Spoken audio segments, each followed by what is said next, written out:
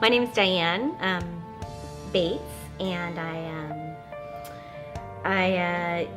I'm from California. Grew up in Ventura, which is about an hour north of Los Angeles. And my mother's name was Barbara, and she grew up in Central California in a small, very small town called Madera, which is near Fresno in the agricultural area of the Central Valley of California. And she grew up in a very poor family. Her father, he painted houses sometimes when he had work, and her mother was a social worker in the later part of her life. I don't know what she did early on, but they didn't have a lot of money, and they lived with my mother's mother and my great-grandmother's house. My name is Regina Reed. My mom was Lily Mae Spinks. She and my dad were married almost 51 years. She was a quiet woman, but a strong woman. She had few words, but when she spoke, it was like E.F. Hutton, everybody listened. She would tell you the truth, whether you liked it or not. She loved Arby's for whatever reason. She always clipped the coupons. I got coupons. So, some Saturdays, that's where we would end up with the curly fries and the beef and cheddar. I don't know what turned her on about that, but she loved it. So I went with the flow. She was just mom. Hi, my name is Nora O'Day. My married name is Stevens. I'm here to talk about my mother. Her name was Gloria May Haber O'Day. She was born May 3rd, 1927. She was the daughter of Martin and Alice Sutcliffe Haber. She was born in Buffalo, New York. Her father died when she was only 9. She was the oldest of 3 children, so they were 9, 6, and 15 months old. And it was the midst of the Great Depression. It was 1936. So it wasn't an easy time. My mother did not have an easy childhood. My grandmother had to go to work at a time when most women didn't work. My mother had to be mother at 9 to both her brother and her sister. She was very bright. She graduated high school a year early. She went to nursing school at the Sisters of Charity's hospital in Buffalo, New York. And later on, she got her public health degree from St. John's University.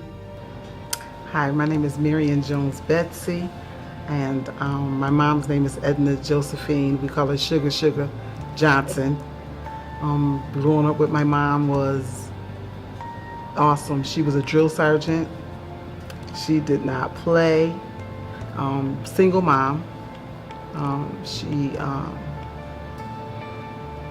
She expected some things out of you, and that's what she wanted. It was her way or no way.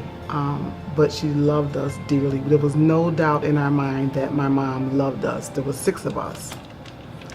She loved us, and she loved hard. She was not a very affectionate person.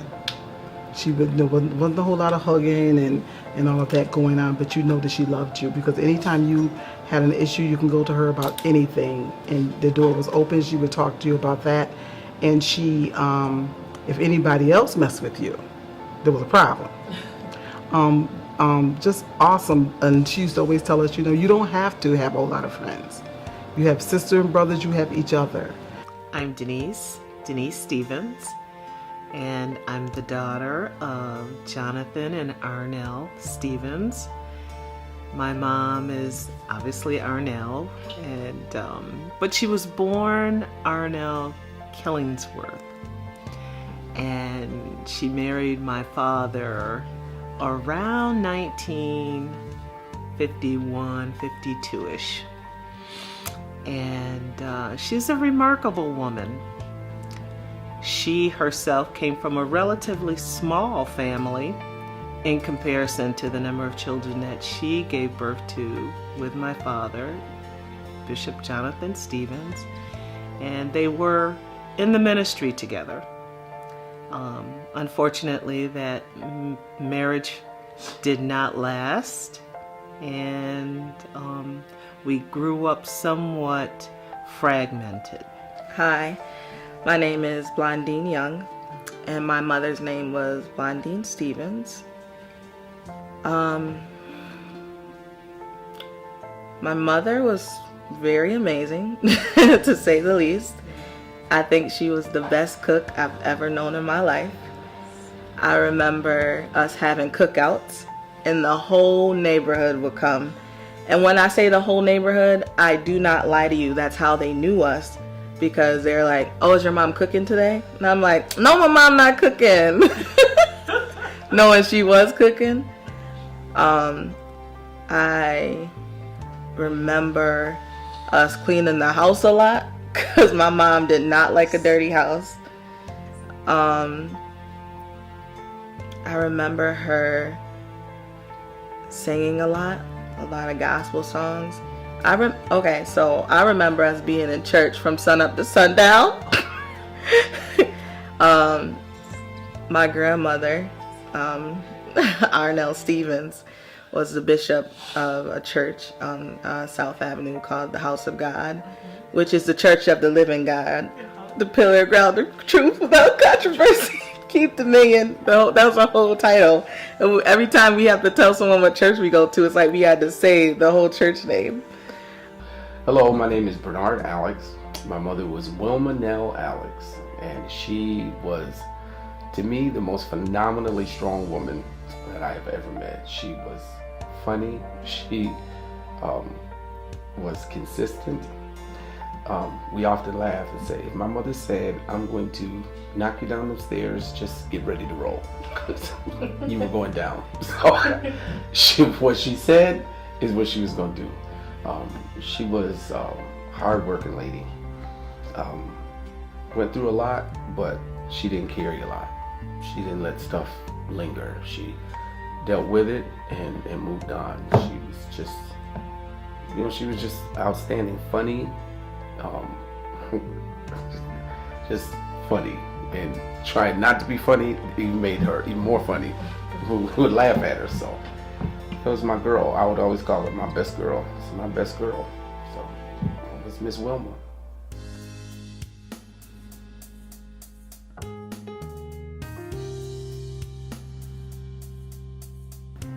She died on April 14, 2004. When you look back at the weather calendar, it was the coldest day ever for that day. It was minus 18 in the morning. And I knew it was really cold, but I thought it was how I felt, because I felt so cold. My mother had had a lot of health problems for the preceding 4 years, roughly. But the night before, she seemed to have rallied. We were talking about what her discharge plan would be, and where she was going to go for rehab. And then a nurse who I'd known at the hospital, and I had to be really on top of it with my mother with her health care, because since she was a nurse, she knew how to answer the questions the right way to get her own way, which was not always the right way. So the nurse calls me the next morning, and I'm at work, and I'm like thinking that she's calling me about the follow-up, what the discharge plan was going to be, and she's calling to tell me that she died. And I had tried to call her earlier, but I thought, well, maybe she's in the shower or in the bathroom, or maybe I'd fallen back asleep, because you lose sense of time when you're in the hospital and you can fall asleep at any time. So I didn't want to believe her. And I handed the phone to one of the women I worked with, and I said to her, "Phyllis, will you talk to this woman? She's trying to tell me my mother's dead, and I know she can't be." But that's what she was calling for. I lost my mom 10 years ago. I was 38 years old, and I had already had my two children. They were ages 4 and 2. And she had been diagnosed with idiopathic pulmonary fibrosis, which is a lung disease. It's often, it's where your lungs kind of harden and deteriorate over time. And people who are exposed to asbestos and certain kinds of chemicals, will often get it, but hers was idiopathic, meaning they couldn't find a reason why she got it. And we had just moved back to California in the summer of 2007, and she had gone on the list for a lung transplant at UCLA about that time. And so she had actually just lost a lot of weight during that fall in order to have the lung transplant, and she had also retired that fall of 2007. Finally, it was getting a lot harder for her to breathe, and so then we had moved back there, and I remember we had actually just gone up to their house. We lived about 2 hours away from them, and we had just gone to visit and had gone home. And that week, and she had been sick when we were visiting. She had had like a cold or a virus or something. And we had gone home, and a couple days later, I got a call from my father saying that she had gone into the hospital because of being sick, which wasn't so surprising, because when she got sick with anything that impacted her lungs, a virus or whatever, it was really rough. But she had been in the hospital, and the doctors had said that she wasn't going to make it. So they kind of knew, I guess, that she just wasn't going to pull through this illness, whether it was pneumonia or the flu or whatever it was, just a kind of a cold. And so that was really shocking. I remember thinking, what? Because we were preparing for a lung transplant, hopefully, if she got a call. And so that was really shocking that they could kind of say that so quickly after putting her in the hospital. So, I went right up there to her house, to Ventura, and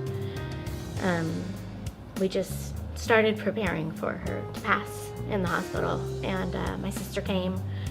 I think my sister was living in Oregon at the time, and so she had to fly down quickly.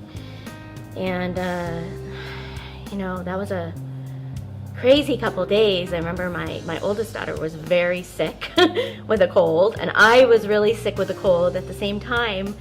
And so and then people started coming to visit and to see her. Her friends came to the hospital to say goodbye. So it's kind of a lot of activity since we did know she was going to pass away. And we had I don't even know how many days, a day or two, felt like eternity.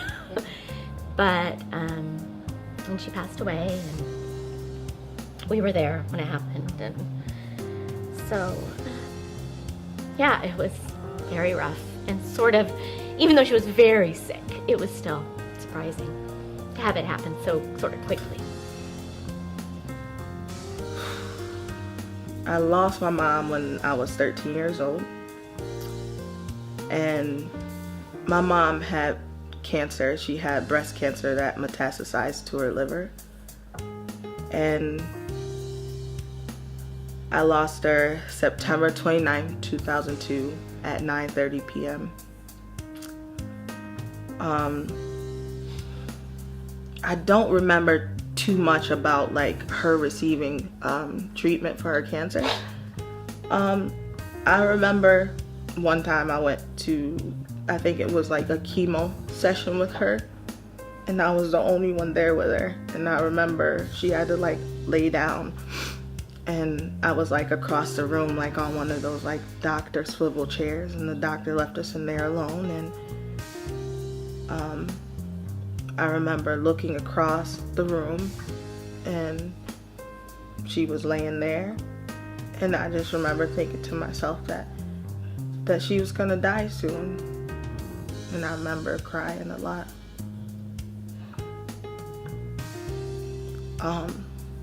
I came home from school one day, and I was getting off the bus, and my stepfather told me my mom was in the hospital.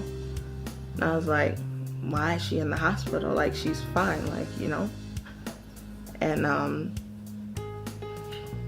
he said that the breast cancer had spread to her liver.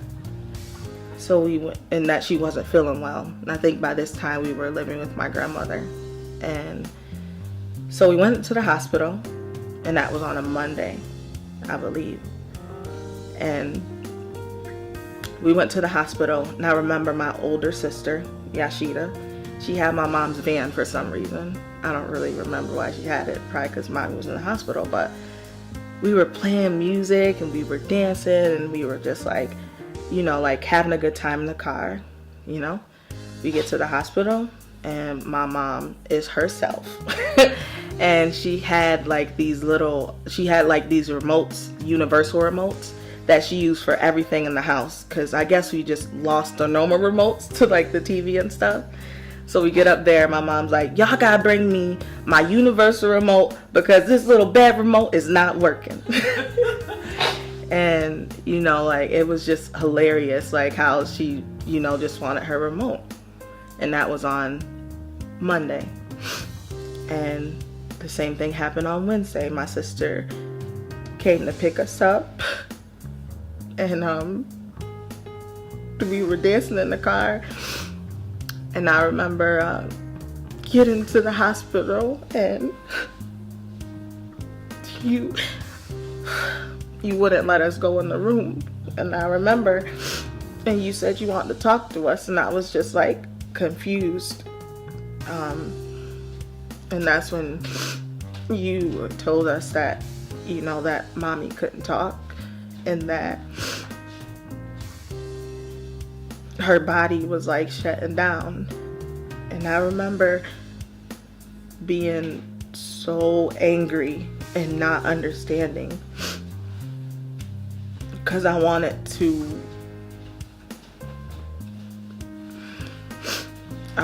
understand, I guess, like what you were trying to explain to me.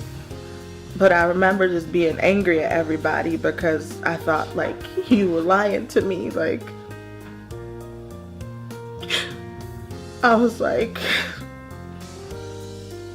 I thought you were lying to me because I just saw my mom like 2 days ago. So for me, I just remember being angry. And I remember going in the room, and my sister, my oldest sister, Yashida, was like trying to talk to my mom and stuff, and like she couldn't talk. And I remember just being so upset. And my sister gave me a card to read, and after I read the card, like, I started crying. And then my mom said that she loved us so much and she wanted us to stop crying. And that was the last time I got to like speak to my mom. And then she died on that Sunday. And I remember Aunt Peppy and Aunt Debbie like coming to tell us, but it didn't make no sense. And they wouldn't let us like go up to the hospital. I remember that they said, we don't want you to see your mom like that. But even though like she passed away, as a 13-year-old girl, I didn't understand that still. Because no one's mom passed away at 13, like no one's. And I think that was just so hard for me. I lost my mom June 1st, 2017. The how question is like, I don't know. Because when we were in the hospital, all these things they were telling me, and it's like, okay, I went to every last one of her doctor's appointments with her. Now you telling me that she have a heart ailment? Talk to the cardiologist. I'm like, did I miss an appointment with you? Every 4 months we went to you. I didn't see it. I'm like, it blew my mind. So she just started having episodes where like I noticed that she was getting slower. you know, and she, you know, we going to Walmart was a thing that we did 2 or 3 times during the week. Walmart was her favorite spot, and we would go to Walmart because what happens is she takes the cart and she pushes the cart around the store, and that gives her the extra exercise that she needed because she was not going to no park to walk, and she was not doing all that. So she liked to shop, and we would go to Walmart, and I would have her have a cart. I had a cart, and we would walk around the Walmart and, you know, do shopping and do grocery shopping and things like that. But she started getting, you know, really tired, and I was very concerned about that. So when she called me, I think I called her. It was wee hour. I called her. I just woke up and started thinking about her, and I called her on the phone, and she didn't answer. So I called her again, and she didn't answer. So I went over to her house. My house is like 5 minutes away. I timed it. 5 minutes away from her house, driving crazy. So I got to her house, and I go in. I said, Mom, what's wrong? She said, I'm really thirsty, and I don't feel well. And I'm like, okay. So I said, well, you know, I tried to feed you last couple of days, and you really have not been eating a lot. So maybe you're just a little hungry. So at that time of night, I just gave her, you know, some fruit, some crackers or something like that. And she said she was okay. I gave her something to drink, and I left. So the next day, my little brother said, well, you know, Mom is acting kind of funny. I said, really? I said, because she was acting funny yesterday too. So my other brother, who was a fireman, he called him. And then he came over, and he said, Mom is acting real strange, and her skin feels funny, and I'm getting ready to call 911. So I said, okay. So what was going on was they said that her oxygen wasn't going through because the whole right side of her heart was dead, and oxygen wasn't going through her body. She wasn't getting enough oxygen for the lungs and the left side, all this stuff. And I'm like, wow. So, and they didn't tell us that the first time. She went to the hospital the first time. She stayed there for a week. They wanted to do a lung biopsy on her. And I said, that ain't happening because it's too abrasive. You're not going to do that. And then she had to be intubated and all that stuff. We're not going to do that. So she went home for a week, and she came to my house. And then we was getting ready to take her to her first doctor's appointment. She even had in-care nurses coming in to check her vitals and stuff. When we went to the, we got ready to go to the doctor's, she had another episode like that. Looking right at you, blinking her eyes, but not responding. So oxygen on, because she had to have oxygen now, which she never had to have. So we called, since my brother was a fireman, he called had 911 called the firehouse that he was right around the corner, and they took her to the hospital. So I'm riding in the ambulance, and I hear them say, welcome back, Miss Johnson. And so I don't know what was going on with that. So after being in the hospital for 4 days, they put her in ICU. And then they took her out of ICU after a week, because she was doing well, doing better. You know, she was doing her PT, and she was eating well and everything. And then they put her back on the floor, and then she started to do different things. Like one day she would eat, next day she wouldn't eat. And then she, the one thing I noticed about her through that whole ordeal is that everybody who came into the room, she said their name. Like she wanted them to know, I know who you are, and I know you're here. And she was doing better. They was talking about sending her home, and then she stopped eating. And she would call out my aunt's name. Now my aunt died in March of 2017, and my mother kept calling out her name. And so then my sister said, she said, what's my name? Don't ask my sister, what's my name? She said, you're Edna. No, she said, do you know your name? And she says, well, Hilda. She said, you're not Hilda, you're Edna. You know what your name is. And so my sister said, that just scared me, because I'm like, you know, Hilda's dead, and she died in March. Why is Mom thinking that her name is Hilda? And there was periods where we used to see her reaching out, you know, just throwing her hands up, like eyes asleep, throwing her hands up. And so I was like, okay. And so my one sister just couldn't stop crying for 3 days. She just cried through the whole time she was there. My mother kept looking at her like, why is she crying? And my other sister was just at peace. I mean, if you guys don't want to be there, I'll be there. And later on I found out, she said that she asked the Lord, you take my mother? And the Lord said yes. And she kept it to herself.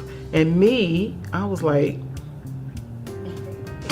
the doctor said, well, you know that, she could go at any time. I'm like, it's not up to you. And I stood fast on that. It's not up to you. So when she died, I was right there with her. My sister had left at the crying the whole time. She left, I gave her a hug, she left. And I'll tell you, half an hour later, she was gone. We was watching the NBA playoffs, and she reached her hand out, and I took her hand, and she just went on. I noticed she was breathing funny. I looked over there and I, pushed the monitors, and they came in and they called the code and all of that, and they worked on her for about a half an hour, and then they said that she was gone. So I had, in the meantime, I was calling my brothers and sisters to get them up there, and called the bishop and pastor to get them up there, but she was gone. I lost my mom to bile duct cancer. It's a very rare cancer. It didn't show up on CT scans. It didn't show up through blood work. It didn't show up through anything. Took her to the doctors. Like I said, they did blood work and whatever else. But I'm not sure how exactly they detected where it was, but we knew that it was a rare form, whatever it is. It's almost like pancreatic cancer, it just sneaks in there and you're done, basically. But we found a oncologist that said that it was bile duct cancer. They had took out her gallstones or something, gallbladder, and they were gonna try to remove it. But he said all he could do was just close her up because it had spread all through her body. But that was the main spot that it started from her bile duct. And she passed away on March 6, 2008. Well, I don't say that I lost my mother. My mother transitioned from this realm to eternal realm. And that was October 27th at about 4:36 p.m. People ask, well, how do you remember so specifically? Well, I picked her up from the hospital. She had been in the hospital. She went in that Monday to Krause. She was having some fluid retention, and then they found out she had blood clotting in the legs and heart, stuff. And they did what they needed to do, and I picked her up that Friday. Picked her up from Krause and was running late because I had to go by her house and get some stuff and then go to the hospital and pick her up. So when I picked her up, she was fussing. What took you so long? Yeah. I'm like, all right, Miss Wilma, just get in the car. So we get in the car. We're driving up Genesee Street, and she looks around and she's like, where are you going? I said to Ma, you going to my house. I don't want to go to your house. Take me to my house. Ma, you cannot go to your house. You need somebody to take care of you. I'm fine. Take me to my house. Mom, I'm not. So we getting ready to turn off Genesee Street and come to the house. And I look over and she's going like this. I'm like, Mom, what are you doing? If I cry, you'll take me home. I said, you know what? And then I'm going to give you this towel. It's a dry eyes. Be quiet, woman. Let's go. We pull up in the driveway. I call my son on the phone. I said, Sky, come help me get your mama in the house because they brought her home, sent her home with oxygen. So I parked right in the front so that she could walk up the front walkway. She got out the car. Sakai, my grandson, came out. Hi, Mama, Dad. And we're walking up the walkway, laughing, talking. She got to the top of the stairs, coming in the house, and she started, noticing it was a little bit more labor for her. And I'm like, Mom, you all right? She's like, oh, I'm just feel a little sick. Finally got her in. I got her up the stairs and in the house. Got her in the foyer, and she just started saying, I don't feel good, bro. I don't feel good. I'm like, Mom, what's going on? And I sat her in that chair, and she's like, oh, just let me lay on the floor. I'm like, Mom, I'm gonna lay on the floor. She's like, I just don't feel good. And I was like, Mom, what's going on? And I, went to hold her, and she starts going over. So I pick her up. And I sit in the chair, and I'm holding her. And she just tells me to start pray. And I'm like, Lord, no, pray. I'm like, okay. So I start praying, for real praying. And then she just, I feel sick. Then she just started saying, yes, Lord. Yes, Lord. Yes. And she just kept saying, yes, Lord. And she just started, I felt her just getting, and I'm like, Ma, don't you die in my house. Don't you die on me. I called my sisters, I called J&J, my mother-in-law there at the store. My son was here and he just couldn't take it. Kai just went upstairs. I told him, just take Azael upstairs. And I'm sitting there holding her and I could feel her just going. By that time, I can hear, after the call to 911, I could hear them coming. And I took her and laid her on the couch in the family room. And they came in and she was still saying, yes, Lord. They're trying to put the oxygen on her. She's like, yes, Lord. And by the time they started getting leads on to see what was going, they're like, I don't have a pulse. And she just went out saying, yes, Lord. And I screamed and I said, don't you die at my house again. Why don't you die? I'm in here. I'm like in the dining room. And the guy says, oh, wait a minute. I hear it. It's like, whew. They said, well, does she have a DNR? We're like, yes. They're like, well, if she has a DNR, we can't, do heroic things. I said, just get her to the hospital. Just get her to the hospital. I have a very faint pulse. I got in the ambulance with them, and when we got to Syracuse stage, again, he's like, I'm not getting anything. Her death started with the death of my sister, Blondine, and her health deteriorated from that point till the time she finally expired on August 1st, 2007. Yeah, 2007. And it was long and not a very pleasant sight.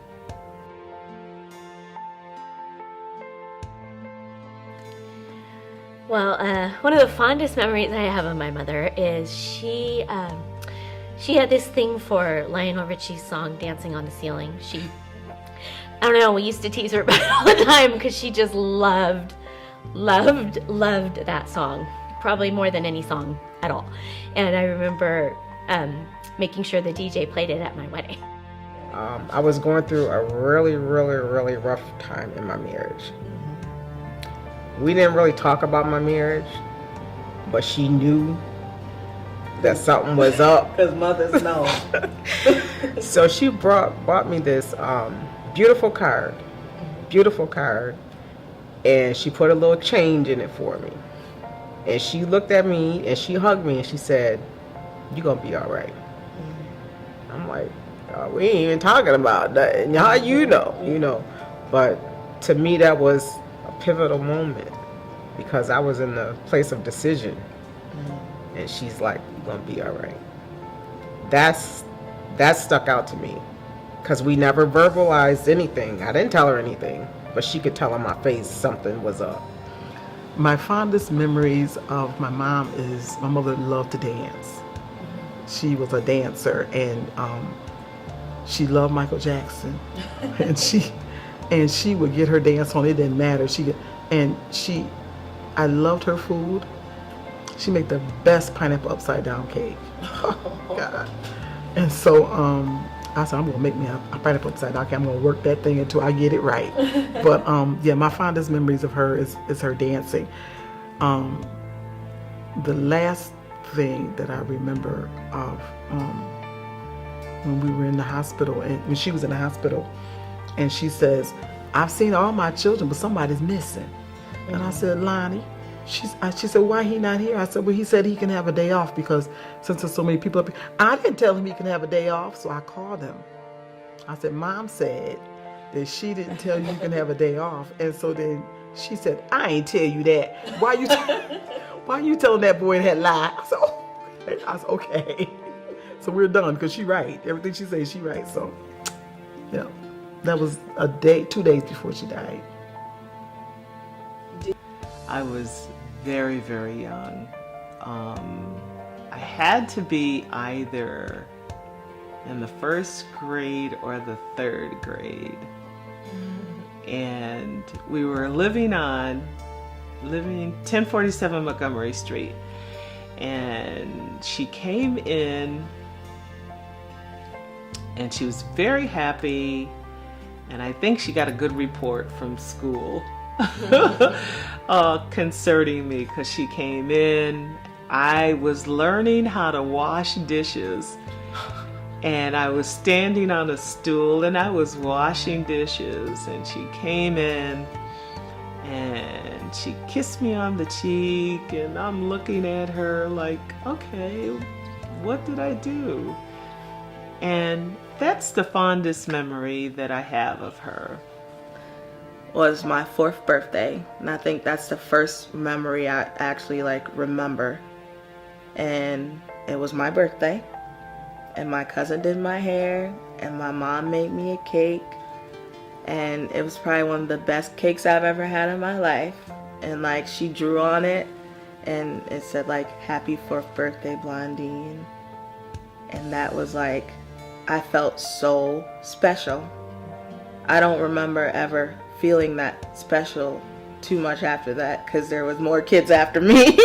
So that was one of the fondest memories I have, was feeling so special that my mom made me a cake, and I think maybe our cousins were over, and the neighborhood kids were over. So it was the first time I remember having a little party. And my mom bought me this little white dress, and I thought I was the bomb. I was in my sophomore year, going in my junior year at Tuskegee, and I was home. It was the summer. I had just gotten home, and a really hard year, just horrible choices. I just, and so I'm sitting down in the living room by her stereo, and playing a Roberta Flack, Donny Hathaway album, smoking a Newport Light. It was late, and everybody was asleep. My mother, I could hear her come down the stairs, and I'm just sitting there, I'm just out of it. I'm just crying, just bumming, man. And she came in, and my mother was not we didn't grow up in the huggy, oh, I love you. That wasn't us. And so she came over to where I'm sitting on the floor, leaning, on the chair, and she came over and laid my head on her lap, and started wiping tears. I'm like, well, what's up with this? Is she ready to elbow me? So, and she started talking to me. She's like, you heard me? I'm like, yeah. And we started talking about it. And what she said was this. She said, is there a cut? And I'm like, what? Is there a cut where you feel hurt? I'm like, yeah. She said, now, is there a scar there? I'm like, yeah. She said, well, remember how you got cut. Remember how. And promise me and yourself and God that you won't put yourself in that place to get cut like that again. Because you got a scar to remember. You're going to be all right. And I get up from there and clean up, turn some music off, and finish that kitchen to do what you got to do. She went on back upstairs. One of the fondest ones, I'm an actor, and I don't think my mother ever took me very seriously, and I didn't act for a lot of years, and then got back into it when I moved back to Syracuse. And I don't know if you remember Joan Vadabon-Kerr. She used to be the critic for the Post-Standard, and she was rough. She was a true critic. And not long before my mother died, she gave me a wonderful review. And my mother was so proud of me, and told all her friends, and was bragging to everybody that Joan Vadabon-Kerr gave me a good review. And I think she took me a lot more seriously as an actor after that, but that was one of the most pleasant memories.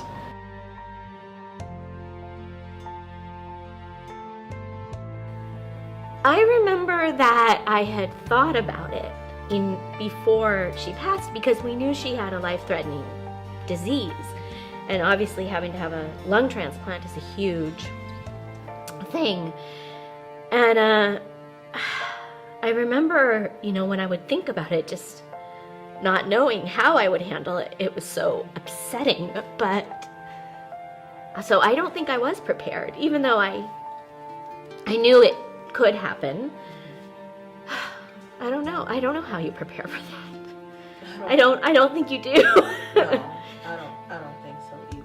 Yeah, I didn't feel prepared, and even though I guess I was sort of, it wasn't a it wasn't shocking like somebody passing away in a car accident or something where you're not expecting it at all, but it was still, I wasn't prepared. So. When it first happened, it was like unbelief. But I still count it like a privilege because I had time to prepare. A lot of people don't have time. You know, something tragic happens and they're gone. We kind of knew it was going to happen, but we just didn't know when it was going to happen.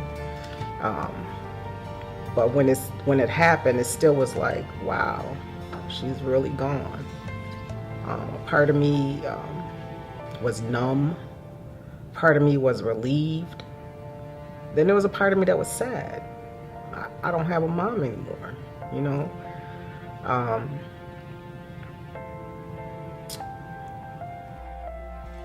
I was numbed, is the word.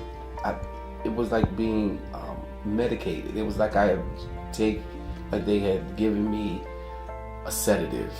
It's like I felt like I was just moving in a surreal time. It wasn't even real. I knew things that I had to do. I knew I had to call a funeral director. I knew I had to plan. I knew I had to write up a bit. I just knew things that I needed to do, and I didn't give. I knew that I could not, cry, fall apart, because I knew I had to do it. I knew that my sisters, were going to look to me, being the only son now, because of my brother died 6 months before. This was it. I knew I had to man up and do it, and it just was a feeling of surrealness and just functioning, just doing what I had to do. I don't think that the impact of it all made me aware of feeling until probably like December, January. That's when I really started saying, you know what, this is it. So I don't even know if I had the wherewithal to feel. I just was functional. Like I said, that was very hard. It was harder than I expected it to be. Like I said, she had been really pretty much a semi-invalid for the last 4 years that she was alive.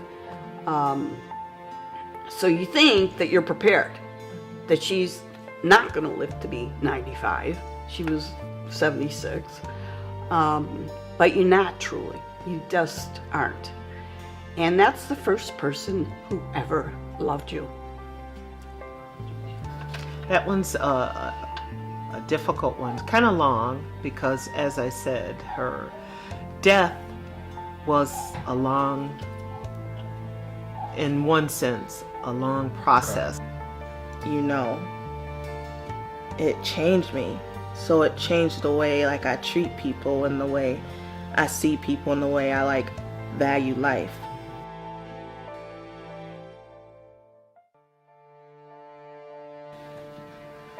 When you could just say, hi mom, and just show up, call, what you doing?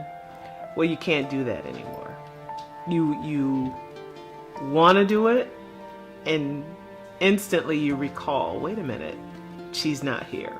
Her physically, sometimes I have to remember that she's not here.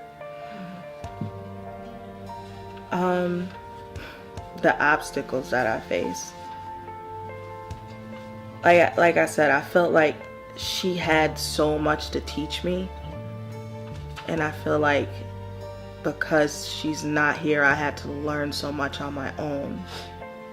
Even though, I have family and sisters and, stuff like that. It's just, I had to learn so much on my own. And I felt like she was my protector, and now I don't really have someone to protect me, so I had to learn how to protect myself, emotionally, physically. I had to learn how to do those things. At first it was really, really rough because every day after work I would go by their house, see how they were doing. They were usually sitting on the porch, you know how old people do, they sit on the porch and wave at everybody. I go by there and see how they doing, if they need anything. They usually say no, but there were times they say, well, can you come and read this and explain this to me? You know, that type of thing. It's like, okay, I'll be over there when I get out of work. Just checking on them. Just checking on them every day, see how they're doing. I know after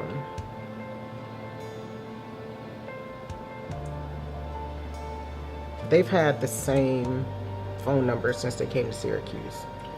So when I used to try to dial my house, I would dial their house, and I get the doo-doo-doo-doo, you know, no further information. So even to this day, nobody else has that number. So it's like that was their number. But many days I found myself dialing a number, and it's like, oh, I meant to call my house. I'm calling their house. And it's just a rough transition. Like I said, that was very hard. It was harder than I expected it to be. You know, like I said, she had been really pretty much a semi-invalid for the last 4 years that she was alive. So you think that you're prepared, that she's not going to live to be 95. She was 76. But you're not truly. You just aren't. And that's the first person who ever loved you. It's caused me, my mother's death has caused me to view life with a greater sense of appreciation, the simplicity of things, and also that there is a limited space, a window of opportunity. You may never get it again.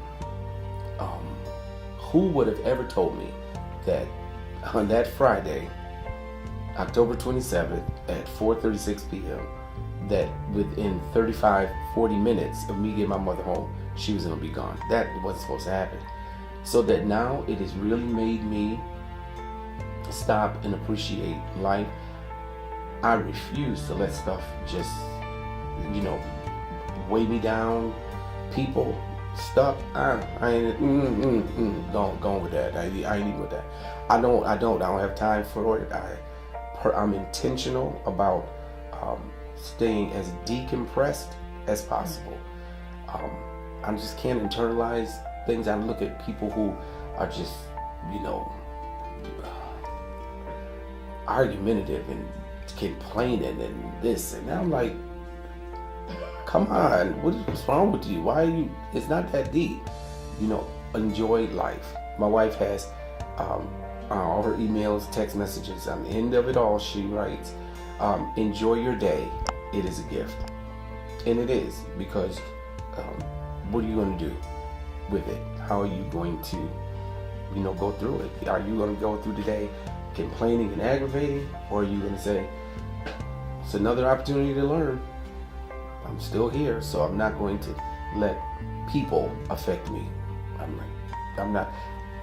To me, I have to give them the privilege to do that. I got to give them the space to do that. And I'm not going to let them do it. I'm not giving that over to you. You don't have the right to mess up my day.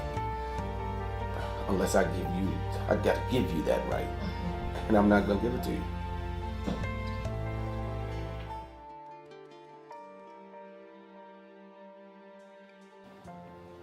Did you feel supported when she passed, or more like you wanted to isolate yourself?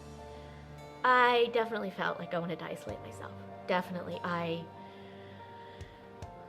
did not want to socialize with anybody, really. I remember the time she was in the hospital being very tough because so many people were coming by, and even though they were all people I liked, it was hard to spend time around people, and I didn't. So we had just moved to California, and even though I had friends where I grew up, the area we were living with, and I didn't know a lot of people, and I didn't even really want to get to know people for a long time, at least a year.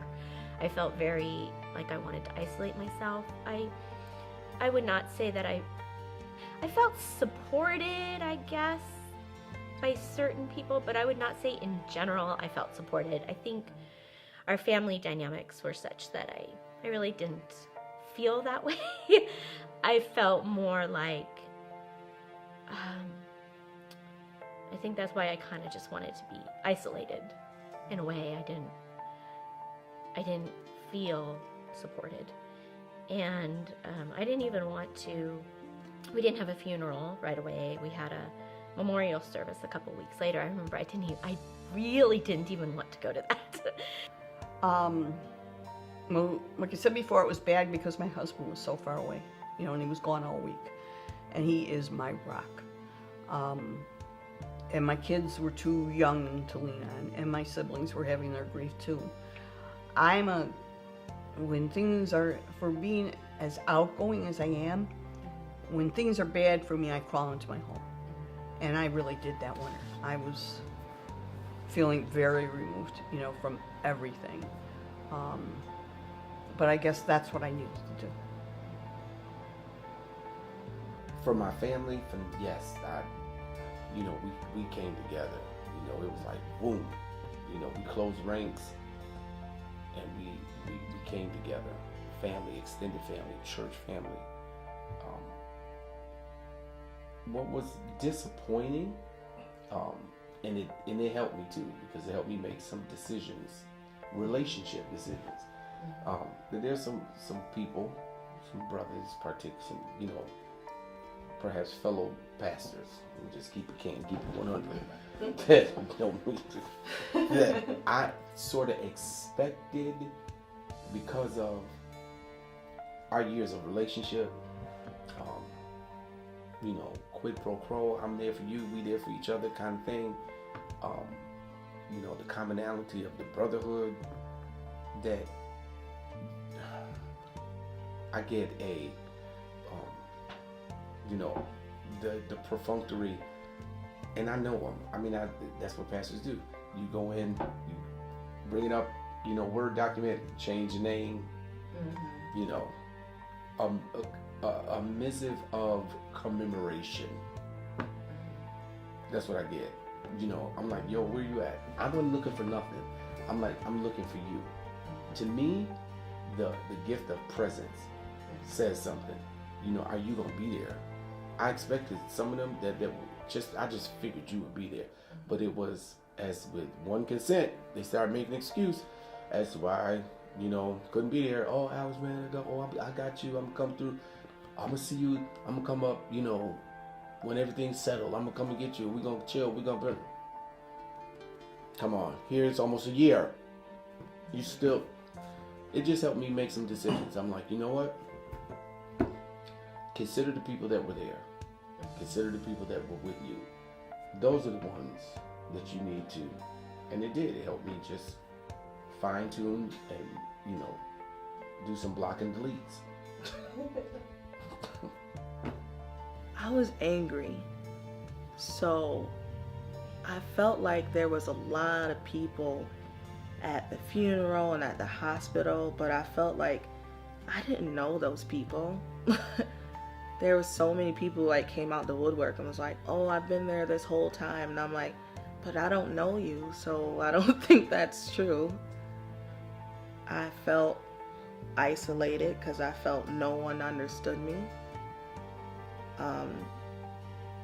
There was a lot of times where, you know, people in our family was, you know, blaming us for my mom's death, which flabbergasted me at the time.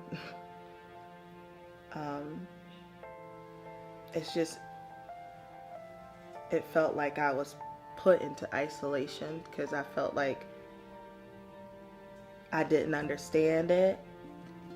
Like, you know, I didn't want it to happen. There was nothing I could do. And I felt like all the adults around me were being adults. And I think what I really wanted was someone to tell me it's gonna be okay. But I feel like even if someone did tell me it was gonna be okay, that it wouldn't have registered. I know now, like looking back on it, that everyone was hurting. And I didn't know that. I really thought like, because I didn't see, I saw people cry, but like I didn't see you know, you don't see what other people are going through, and I was just like in my own childlike mind and just like not understanding. So I definitely felt isolated, and I don't even know if I knew what support would be if it came to me. Like, I understand it now. I can look back and say, oh, this is what support was, but I actually isolated myself because I just didn't understand it. A little bit of both. I felt I was supported with my sisters and brothers because they called me, and my church family they were calling me, and my friends, and offering their condolences and stuff like that. I really, even like when they were talking about, where are you guys going to be? Were you going to be receiving people? No, we're not doing that. We just didn't want to do that. We didn't want to sit up at my mother's house or sit up at one of our houses and people just come by. We weren't going to do that. So somebody said, you're some funny acting people. No, we're just not going to do that because life goes on, and we just had to prepare and do a whole lot of things that we can't sit around. We're not going to entertain you. So we didn't do that. But I remember a long time ago, she said, once I go, don't waste a whole lot of money. She says, put me in the old pine box, bury me in Loomis Hill. I said, that ain't happening. We already knew that was not going to happen. And so she says, and have a big old party. I mean, I want y'all to party hard. So we did have a get-together, family get-together at my sister's house. It was awesome. And we made sure that she was beautiful. And we made sure that she had the hookup. We even told them to line her lips. Make sure you line her lips too, So we enjoyed doing that part of it to make sure that it was perfect. I wanted to be isolated only because people mean well. They really do. Their intentions, they mean well, but they don't understand. They just don't understand. And like I said, I didn't talk about it that much. I cried to myself. I screamed to myself. And I think too, a lot of times people, they want to be there for you, but they don't know what to say. Sometimes they may say the wrong things. So a lot of them, they may not say anything at all. But I didn't feel supported, not because I don't think they didn't want to support me. I think they just didn't know how. And like I said, I did my cry, I had my screams, I had my whatevers, but they were by myself. Not even in front of my kids, not even in front of my husband, just me by myself. Because I don't want to get my kids upset, What's wrong with mommy? Mommy's all right. But I just felt, I felt isolated. Because to me, there was nobody that could relate to what I was going through. So I kind of left that internalized instead of really talking about it. My sisters, I can talk to her, because we both was like on the same wave, on the same page, but anybody, she's in Charlotte and I'm here, so it's like, what do you do? I didn't find anybody that I really could relate that information to, that would understand how I felt, so I kept it to myself.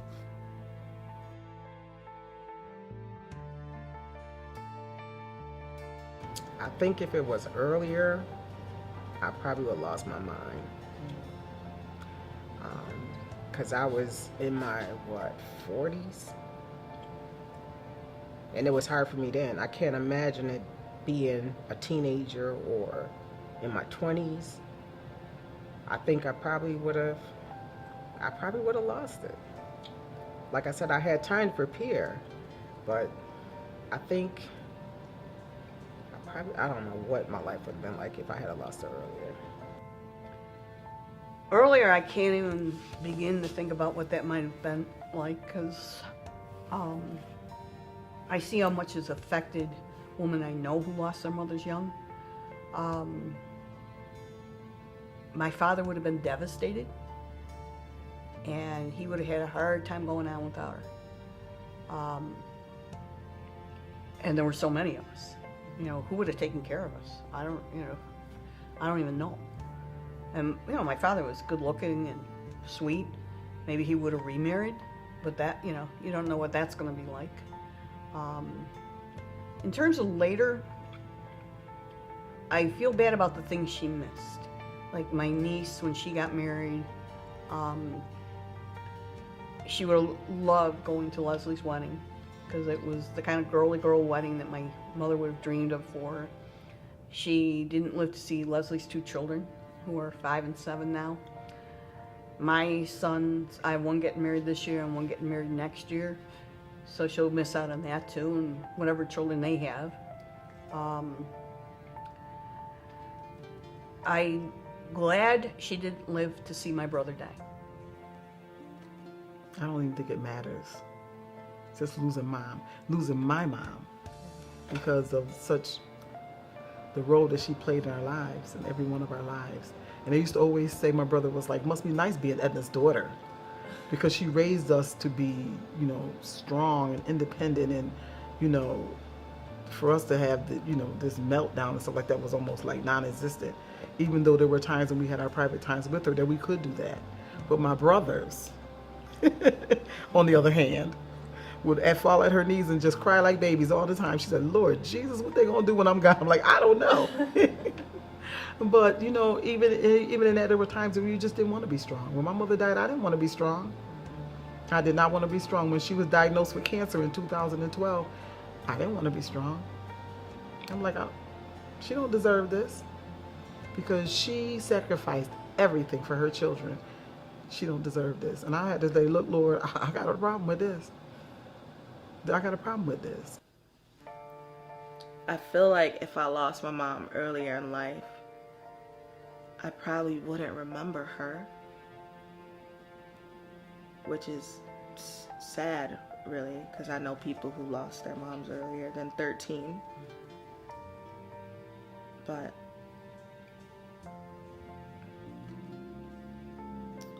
I don't, even like while doing these interviews, people say I can't imagine losing my mom as a little girl.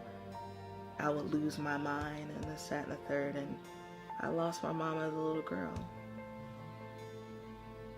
If I had lost my mom later in life, I feel like life would have been a lot easier if I would have had her for a longer time. I think the scariest thing about like losing my mom like so early in life is that a lot of times we start forgetting. It's been 15 years since my mom passed away, and I remember my 26th birthday and how I didn't want to turn 26 because right after my birthday, my mom's birthday is the 6th of September and mine is the 4th of August. So I didn't want to turn 26 because it would have meant it was 13 years after my mom passed away, and my mom died when I was 13, and it was just really bad. And that was the first time I remember not being able to like remember her voice. And it's strange. If I had lost my mother earlier, I would probably be walking down Salina Street with a cart, collecting bottles with one high heel platform with goldfish in it. Gone. I would be cuckoo for Cocoa Puffs. She was the one that was like, that she was the stabilizer. My father was the enforcer. She was the stabilizer. She was also the enforcer too.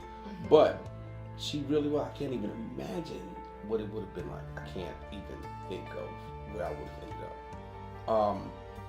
And as an adult, you know, with my own children, grandchildren, I appreciate that I had her, you know, the longevity that, like my grandson, he remembers her. He can speak of her. you know, you remember when Mama did this, or he has memories that are there. They're in there. I just couldn't imagine having to have conversation with my first grandchild, and him not even having known her. So I appreciate that. I appreciate that I had time, and I could not have imagined what my life would have been like. So especially when I was in college, I can't even imagine it without her. I just wouldn't have known what to do. Or even later. I thought a lot about that because my sister is 6 years younger than me, and when my mother passed away, she was not married, but more importantly, she had not had her daughter yet. And both my brother and I had both our children, 2 children each. And I know that when my niece Dorothy was born, which she's 4 right now, I think, so 4 or 5 years ago, I remember thinking a lot about how hard that was for my sister to not have my mother around when Dorothy was born, and especially when she had her first child. And not just because that can be such a hard thing to learn how to mother, and the stress of not knowing what you're doing and taking care of a baby. And you know, by my second one, I had a little bit of it better down.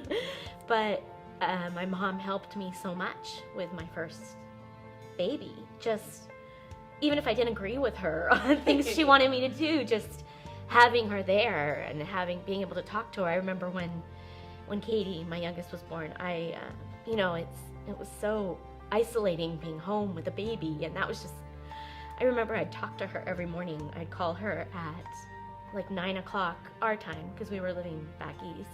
She was in California, which was like 6 a.m. her time, but she had to get up and go to work. She was teaching. And, I'd talk to her for a half hour about whatever, and diapers, and, nothing that, and when I think back to that, I'm like, wow, that was a sacrifice for her to be woken up every morning by me wanting to talk about bottle feeding or whatever, nothing really. But I do think for my sister, I don't just think, I know from things she told me that was hard for her to not have my mom around for that time of her life. But I haven't really thought about it, otherwise, as far as being younger than that. That thought is overwhelming to think about. If I had lost my mom when I was still really young. I do think about it somewhat with my kids, and I was 10 years older than my mom was when I had my first child. So I'm going to be even older when they're in their 20s, and or in their teens even, and I think, gosh, that's tough. And my mom was 26 when she lost her mom, so 29, she had me, and then just had my brother. So I don't know, I think every stage of life there's got to be something that's hard, but I know that was the one thing I thought a lot about because of what my sister was going through. And I kept thinking, can I make up for my mom being there? But I couldn't be that. There's too much being a sister, too many fights, too many issues, that I couldn't be that for her.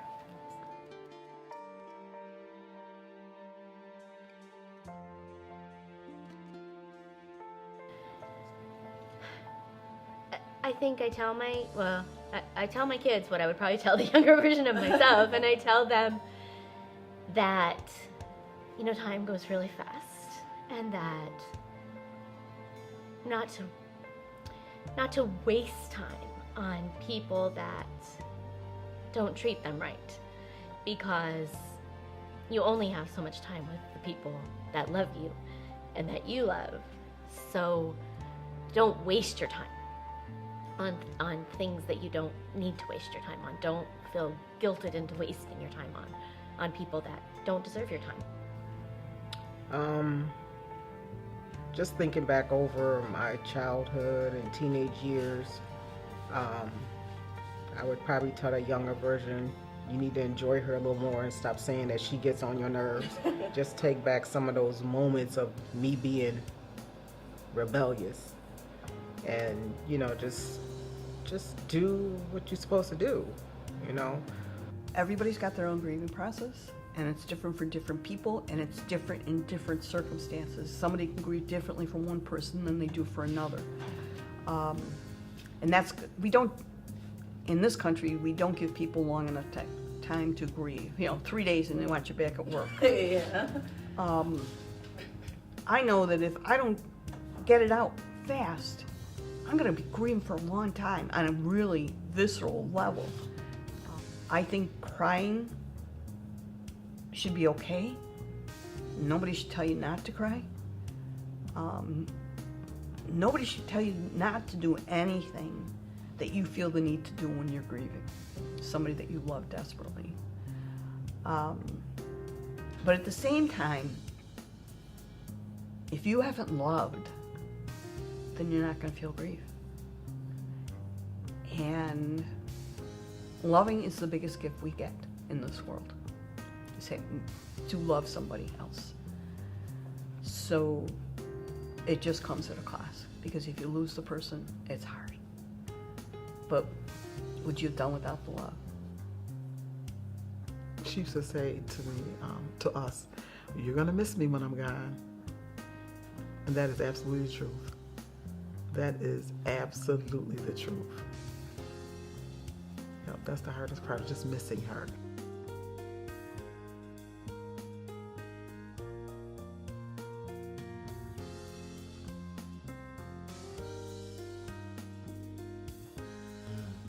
Grieve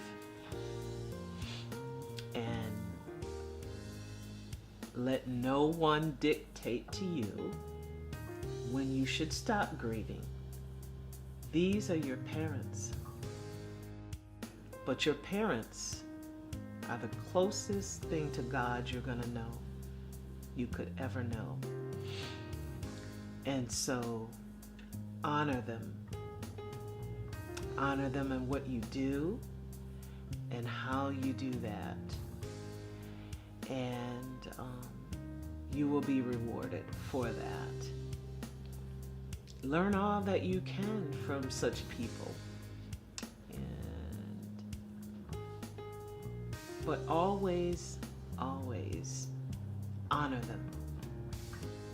Honor your parents.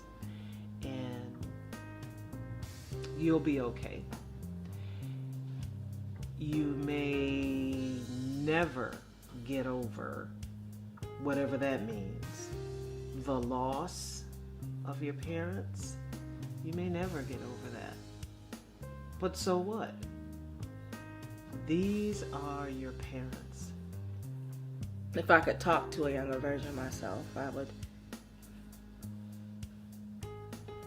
tell her that it's okay. And that although, your mom isn't physically here, the love she gave you lives inside of you. So even death can't take away the love that she had for you. And tell her that although she's gonna face many challenges, that she will be okay. Because I don't think as a little girl I thought it was gonna be okay. So I would definitely let her know it's gonna be okay. Let her know that she is loved. I would tell them, I know you want to give up. I wanted to give up at 55. I was like, I just can't do this. You're gonna feel that. I can't make it all without my mom on it. But the greatest thing that you could do to honor them is to take the lessons that they've given you and who they poured in you to be, and just pull it up and live it out. If you really want to honor them, and if you really want them to live, if you want them to live, let them live through you, that people can see and say that I see the best of your mother. Oh, I had something your mother or your father would have done. Let it be seen in you. Honor them by taking all of their positives and accentuate them. And all the things that you would have changed about them, you now have the privilege to change it and to present it to be the best. So polish up the rough edges, do all of the things that you said that they didn't, go on all the trips that you said that you would if they could be with you. When you get older, take them and live and see it through their eyes now. Enjoy them with you. I would tell them, this is what I've learned, that my mother, before she died, was stationary. She was in one place, she was at her house, or she was stationary. Now, my mother knows no boundaries. So that wherever I go and wherever I am, I can take her with me. She's there. I'm like, oh, Mom, did you see that? Oh, wow. Like, anywhere, anything. I was in California seeing my roommate from college. He lives in San Jose, and we drove up the Pacific Coast Highway to San Francisco, and we would just stop and look at the cliffs and the water and the flowers, and I'm like, oh, Mom, look at this. And he's like, what are you talking to? I'm like, I'm talking to my mother. He's like, oh, hey, Mom, because he knew my mother. I'm like, because now I can take her with me. She can see this, and she doesn't have to wait for me to show her on my phone. And so you have her now, without boundaries. So take her to school, on bus, take her everywhere with you. She's there, or your father's there. Just experience it now on a whole nother level. I would say to one that it's okay to be a different person now than you were a year ago or a week ago or however long ago it was you lost your mom, that it's okay to not be the same person you were, and that if people expect you to, you don't need to accept that losing your parent changes you drastically, and not to ever feel that you're not grieving correctly. And no matter how many years from now it is, that it's yours and yours alone, and you should take it however you want it to be. And I would probably tell them it's okay to cry. It's okay to scream. It's okay to write down. Sometimes people don't want to verbalize it. Write down what you're feeling. It's okay. Can't nobody tell you how to grieve. It's your own thing. You do it the way that you have to do it, because everybody's process is different. But I would also tell them not to give up. Your mom didn't want you to give up.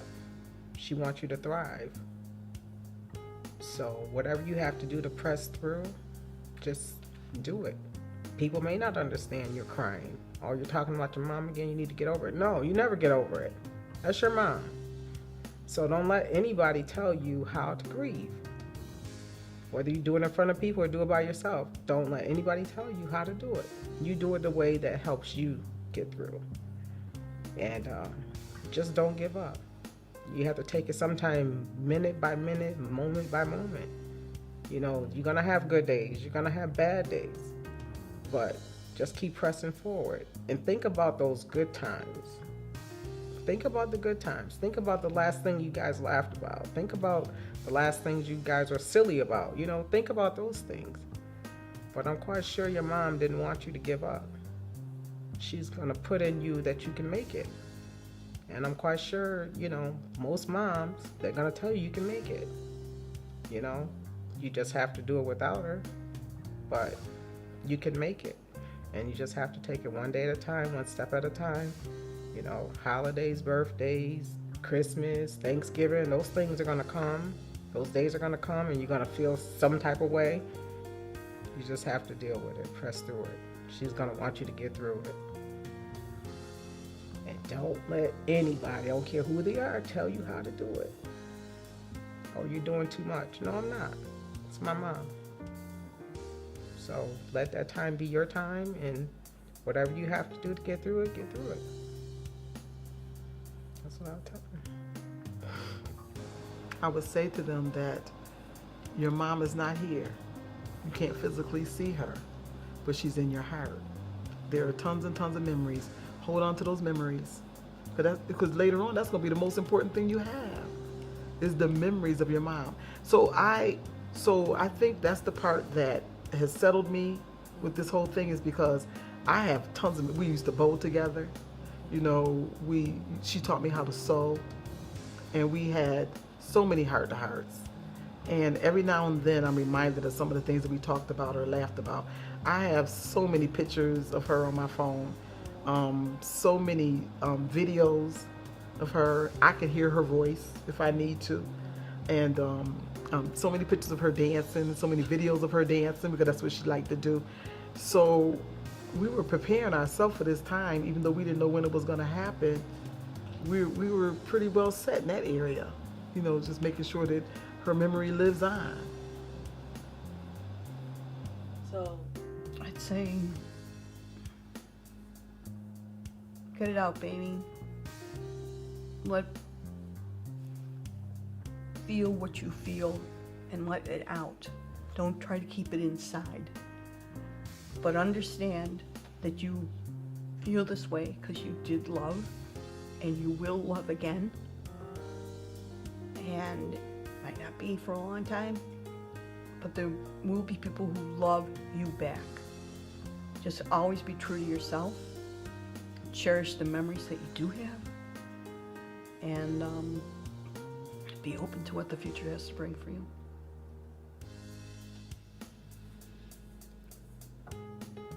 I would tell them that, of course, like, it may not seem like it now, but you are loved and you are going to be okay.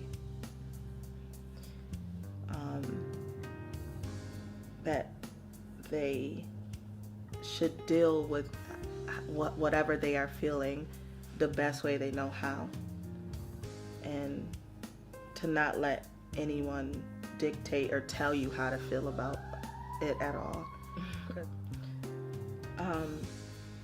That they don't have to be strong. They don't. Like, I feel like when people die, you know, like, especially, you know, people were telling me, like, you gotta be strong for this person, you gotta be strong for that person. No, you don't have to be strong. You never, I'm looking at the camera, you don't ever have to be strong. Take your time, feel weak, feel the emotions, let yourself go through whatever grieving is to you. And I think that's where people get this, you know, notion that they can't be emotional or express their feelings, because someone's always like, oh, you gotta be strong, you gotta be strong. I'm here to tell you, you don't have to be strong. You can let yourself feel, you can go through whatever you need to go through. And some days are gonna be good, some days are gonna be bad, some days you're gonna wanna crawl underneath the couch and not come out. But you will get through it.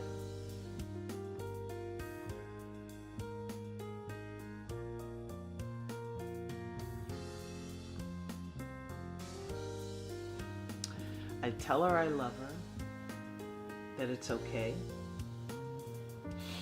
And when I say it's okay, her hoping that she would have the understanding that the hurt that she carried with her,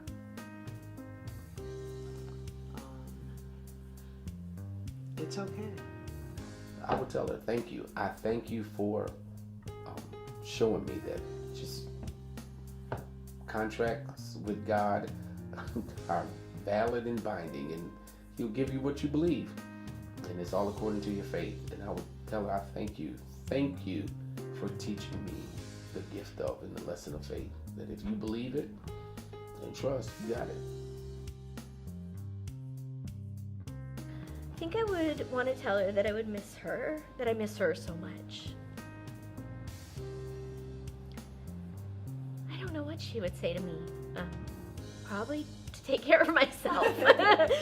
I think that's what she would say to me, to you know, take care of myself. That's what she wanted for me, to be okay. If I could talk to her one more time, I probably would just let her know how much I appreciate her. All the sacrifices that she made, some I knew about, some I didn't know about. The love she showed to me, even when at times younger, didn't show it back to her. Just thank her. I would thank her for being an awesome mom. But she already knew, because we had so many heart-to-heart conversations, and she knew how I felt about her, and she knew that I appreciated everything about her. I tell her I love her, of course, and how much I miss her. I would say, I wish you could see your grandsons now and what great men they've grown into. Meaning my sons, my niece, what a wonderful mother she is. I just gotta fill her in on what she's missed, that she would have liked to have known, and see what words of wisdom she could offer me from beyond the grave.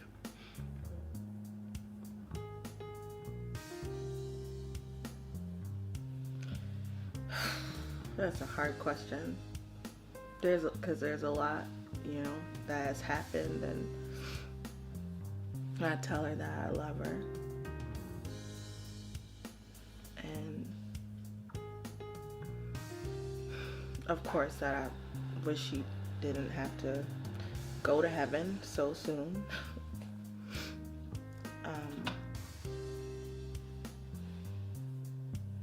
Tell her that she was a good mother, because sometimes I think she doubted herself. She had 6 kids, so I think it was hard on her, because it was kind of like she was a single parent a little bit.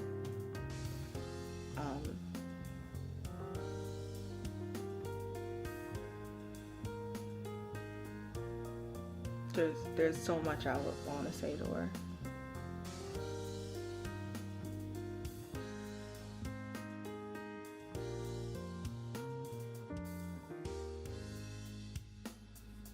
Well, it's not gonna be all gloom and sad and woey, you know. Cause my mother, it was not that kind. She'd be like, boy, you, if I got time for that, you know. It's again, I just look at it the timing. We had to go to the monument company to have her picture put in on the headstone, which has my father, my brother, and my mother. And so we had to get the picture, and then they're going to engrave, you know, her date of transition.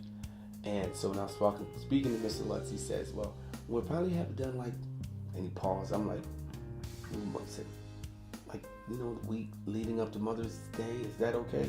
I'm like, yeah, we can go up there and have a little party, barbecue or something, and, you know, hey, you know, turn on, you know, put on some Frankie Beverly Mays and do a Soul Train line or something, you know, how we do. He was like, okay. That instead of grieving it, celebrate it. That's what we did. We didn't go out to dinner because it'd be too crowded and all of that stuff. We'd go to the house and I would cook, praying it was nice weather in Syracuse. We barbecue, we would laugh, we would do that. So that's what we're going to do. That's what we're going to do. We are not going to just sit and say, oh, Mo's not here. No, woe is me. She's here. Like one of the questions, she's here. She's celebrating in her space, in our realm, where we are. So let's just, y'all, you know, turn down for what? We are there. You know, I'm all the way up. Nothing can stop me. That's what we are, for real. So we are like looking at ways to celebrate life. You know, my mother is not dead. My mother's not dead. physically, come on, I know, physically, anatomically, she's gone. This body could not contain it anymore. It had done its job. You know, it had pushed out 6 babies. It buried the husband, and the daughter died, and the mother died. She's seen some stuff, but she is more alive through us and through the memories of.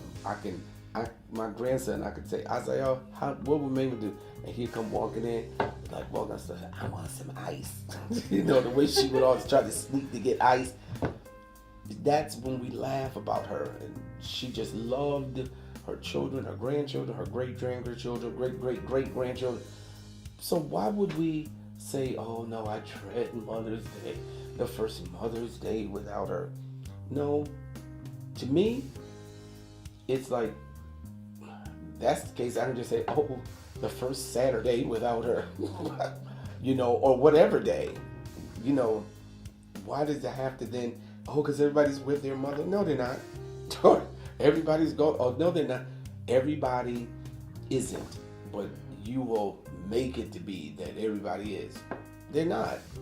You know, they're doing what they're doing. Some people have their mother there and they don't even speak to them. They don't even do nothing. So why am I tripping over, oh, everybody? No, they're not.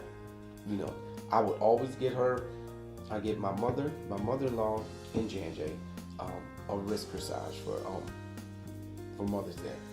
And so one year, I forgot, I didn't get it. And she called me, she said, you know, I had to go to church without no flowers on my arm. It's at the house, I forgot. Well, church over with. I want you to walk around the house with a flower on. I said, you know what, Wilma? I said, okay, well, what you want me to do with it? Bring it here. I said, so from that Sunday evening to that Wednesday, my mother had that corsage. She put it in the refrigerator and then take it out in the daytime, put it back on. I said, you know what, Romanelle, only you.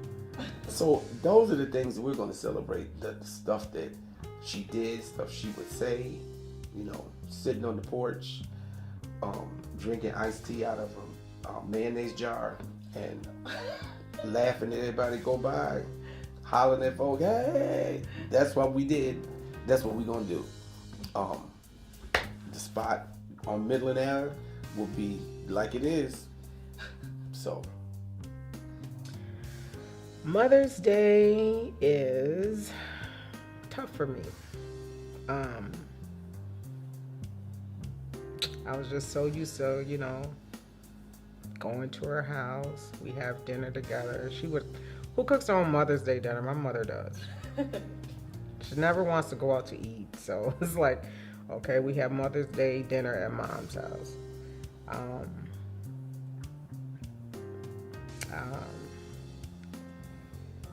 It's a rough day for me. Like I said, I don't show it, but it's a rough day. Especially when you're seeing other people taking their moms out and doing things with their mom, you know. I wish I could do that, but I can't. And like I said, I don't show it to my kids, you know. I got to be there for them too, you know. So when they're trying to enjoy me, I got to enjoy them. But that side of Mother's Day, when I'm thinking about my mom, it's usually be by myself. Remembering, Mom, you all right? Mm-hmm, I'm all right. Just wipe the tear to, you know. But it's a rough day. I can't say I don't like Mother's Day, but Mother's Day, Thanksgiving, even the 4th of July, we used to have the banging barbecues, you know, in the backyard and cooking and planning, and after we get finished cooking the food, we don't even want to eat it, you know, because we're so tired. But, you know, me and Mom did it together, you know, that type of thing. So, it's rough. Because all the major holidays, Memorial Day, Memorial Day, Easter, 4th of July, Thanksgiving, Christmas, Mother's Day. Like I said, who cooks on Mother's Day dinner? My mom did, so Mom, what you want? I don't want to go cook my own dinner. I don't want to go to eat. Mom, can we just take it eat? No, I don't want to go sit down. I don't know what they're doing to that food back there. Mom, come on. You know, relax. No, she wants to do her own dinner and know what she wants to eat. Okay, fine, no problem. Not gonna bother you. We're gonna eat at your house. So, but Mother's Day is a rough day for me. Like I said, my kids don't really know the depths of Mother's Day to me. You know, whatever they do for me is fine, but it's rough for me. You never know. Not by the look on my face, I'm not gonna tell you, but my heart be bleeding, crying out. But what you gonna do? Enjoy your mom. Enjoy your mom. Enjoy your mom. You know, that's y'all day. Go ahead. But Mother's Day is rough for me. So preparing myself for this Mother's Day, I don't know how I can prepare myself for this Mother's Day. I don't know how to do that, but I'm just going to remember the previous Mother's Days, which was every day for her, because we celebrated her. And even though we had some times where, you know, we was going in, we never held it in. It wasn't like I'm gonna go days without talking to my mother. That was never gonna happen. So even like she told me, my sister one time, she said, y'all can get out my house. This is my house. Excuse me, this is our house, right? So we did leave because we didn't want to upset her anymore. But the bottom line was, later on that day, I called, Mom, how are you doing? I'm fine, baby. And then you? It's like nothing ever happened. So we never held grudges. So every day was Mother's Day for us. And so this Mother's Day, the only difference is going to be is she's not going to be here, but she's still in our heart, and that's what matters. It's still not, I still think of it more in terms of my mother than with me. And you think by now I would have caught up because I've been a mother a long time, but I still think more of her, and her birthday was May 3rd, and she got married on her birthday, so her anniversary was May 3rd, and she would always have told you not to do that, because then Mother's Day is the next week, and a lot of times she only got one present for all three. So the beginning of May is hard for me, because it's a lot of memories of her in the beginning of May, right through to Mother's Day. Then it gets easier.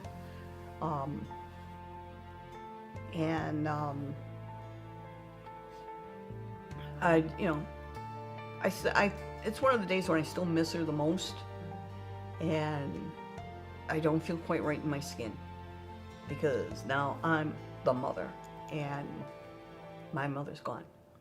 It just depends, because holidays are hard. My mom's birthday is hard. Her death day is hard. And on Mother's Day, I used to make up excuses of why I wouldn't want to go to her gravesite.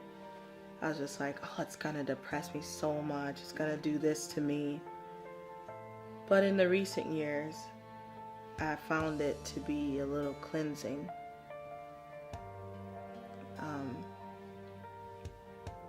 But what I usually do is, try to call my sisters and my brother if they'll answer the phone and just talk to them, and maybe have some fried chicken because that was my mom's favorite food. And just let it be what it is. Usually I go to church, and they honor the mothers, and they also honor the mothers who have passed away, and it can be really hard.